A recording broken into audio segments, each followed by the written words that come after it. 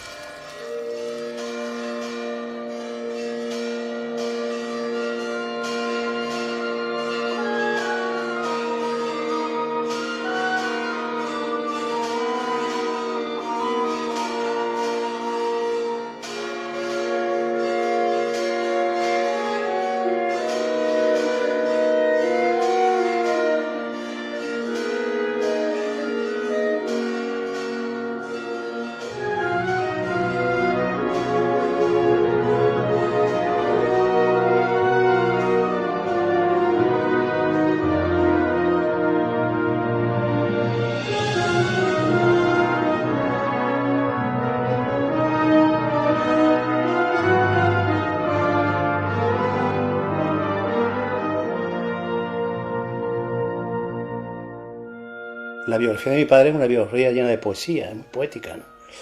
Es la de un niño, de un jovencito que se educa y se cría en una familia muy humilde, en Higuera de la Sierra. Él nació el 2 de noviembre de 1895, en una casa de 2 habitaciones que estaba en la antigua calle del Olivo. Hoy actualmente tiene la placa de cerámica que se reconoce esa circunstancia, ¿no? Era el menor de 8 hermanos y su padre se dedicaba a tareas de albañilería. Una familia muy modesta, muy humilde, ¿no? ¿Dónde encuentra mi padre un cauce para esa inclinación artística que él empieza a tener desde pequeño, ¿no? Pues en la iglesia parroquial. Su referencia está allí. Esta historia romántica tiene mucho romanticismo porque él tiene que buscar la arcilla, como a sus padres no le gusta esa tendencia en que ve en mi padre, tiene que buscar la arcilla en las callejuelas de Higuera, de noche, en una época en la que el lobo se acercaba, él no me lo decía a mí, esto me lo recordaba, ¿no? Y luego incluso todas sus realizaciones, lo que hacía, las figuras que hacía, esconderlas debajo de la cama de su cuarto.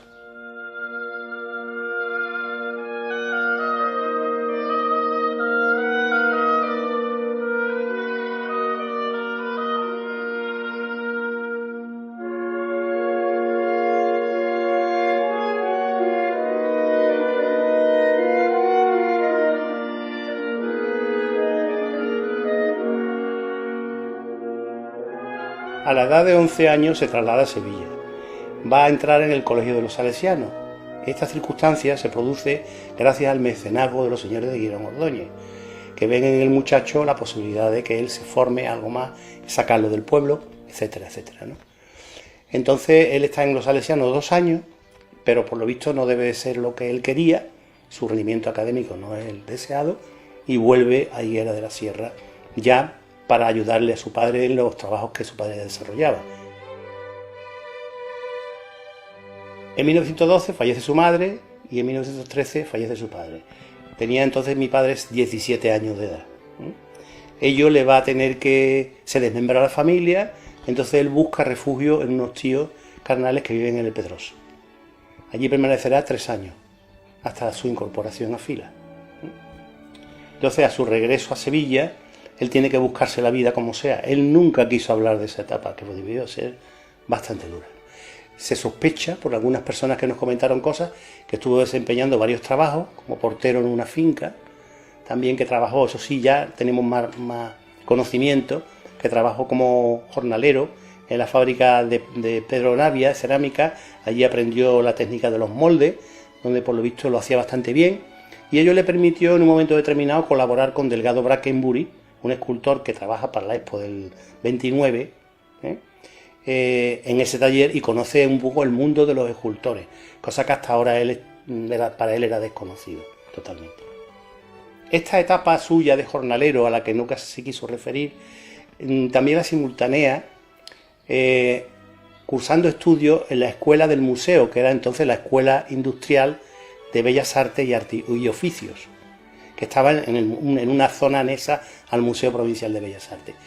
Su profesor, Francisco Marco y Díaz Pintado, sería su amigo durante muchos años, lo recordaría con gran cariño. Incluso una de sus primeras obras, el Corazón de Jesús de San Esteban, prácticamente es la estética de su maestro valenciano. Es curioso este dato porque es una de sus primeras obras, importante. El Crucificado de San Jacinto será la obra más importante en cuanto a trascendencia.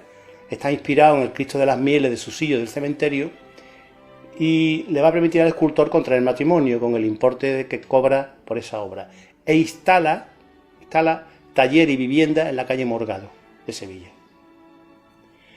Los sucesos del 36 le obligan a abandonar Sevilla ante la inseguridad que vive. Va a nacer muy pronto su hijo mayor, primogénito, Jesús, mi hermano Jesús, y ello le obliga a irse a refugiarse a Valverde del Camino con sus suegros, y allí, en una zona de la fábrica de calzado que éste poseía, le improvisan un taller.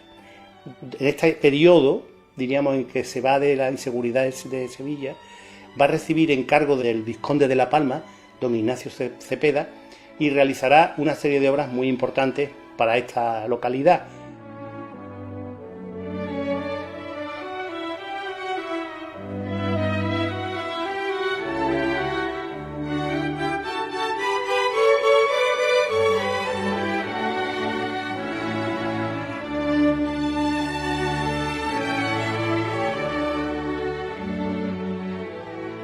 Y empieza realmente a desarrollar una actividad fabulosa. Se llega a reunir una serie de colaboradores, carpinteros, y entre sus discípulos más destacados podríamos citar a Francisco Buiza, que sería uno de los que luego posteriormente sería un artista muy reconocido, sobre todo en la plástica imaginera sevillana, José Vázquez y los carpinteros que trabajan para él, Teleforo Méndez Alarcón.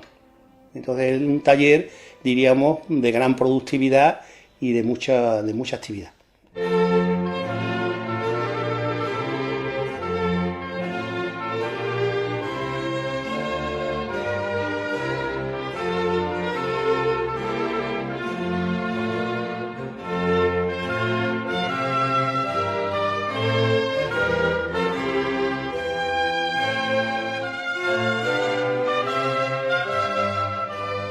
Esta misma etapa inicial tendríamos la primera dolorosa que mi padre hace para Sevilla, que sería la Virgen del Refugio de San Bernardo, del año 1938, una imagen en la que se juega mucho, por supuesto, su reconocimiento en Sevilla, donde él está desarrollando una labor fundamentalmente dirigida y enfocada hacia las poblaciones de Huelva y Cádiz.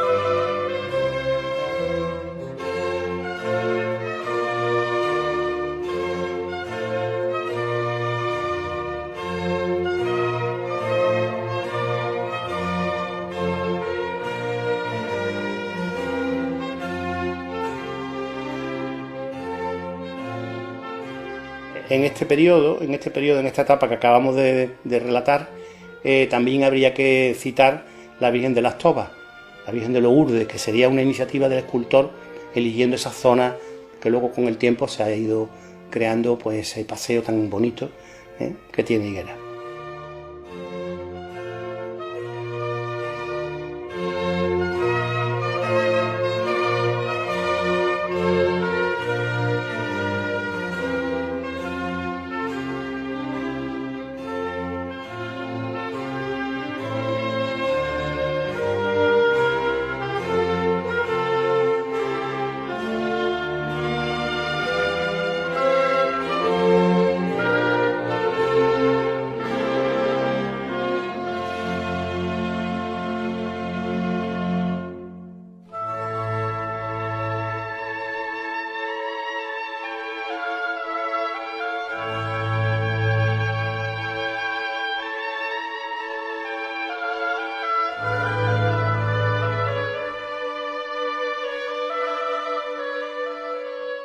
La plenitud es el periodo, diríamos, más importante del escultor, sin duda, ¿no?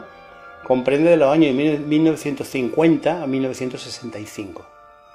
Es una etapa en la que ya su estilo está consolidado, la oportunidad que ha tenido de restaurar muchísimas obras destruidas o lesionadas importantes en las colecciones importantes en la Guerra Civil, le ha dado el magisterio en las técnicas y en los conocimientos de los grandes artistas imaginarios de los siglos XV, XVI, XVII y XVIII. O sea, Sebastián Santos es un experto en las técnicas y en los conocimientos de estos grandes artistas.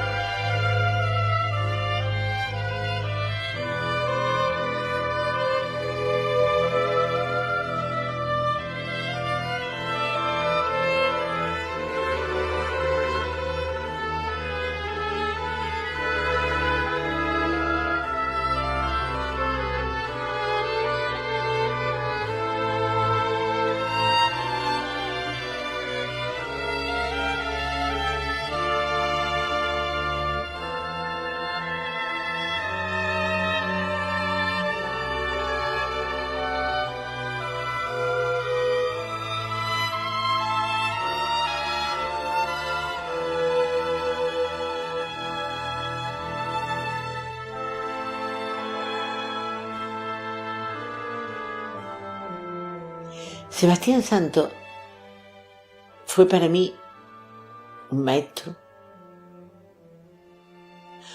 una persona de un inmenso mérito, con una capacidad artística, que siendo autodidacta y con una formación un poco tardía, llegó a alcanzar pues cotas muy altas en la imaginería sevillana.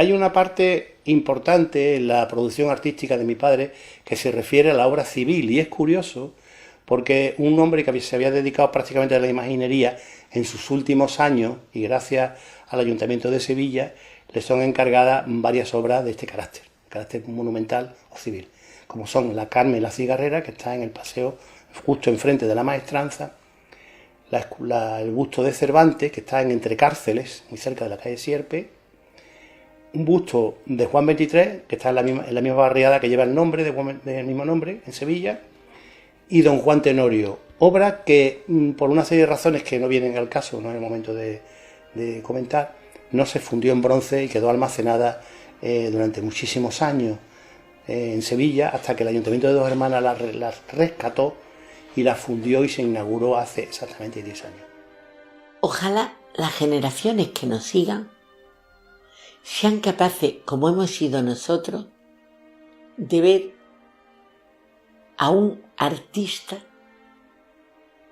continuador de la tradición imaginera sevillana y sobre todo a un buen hombre, a un buen padre y a un buen cristiano.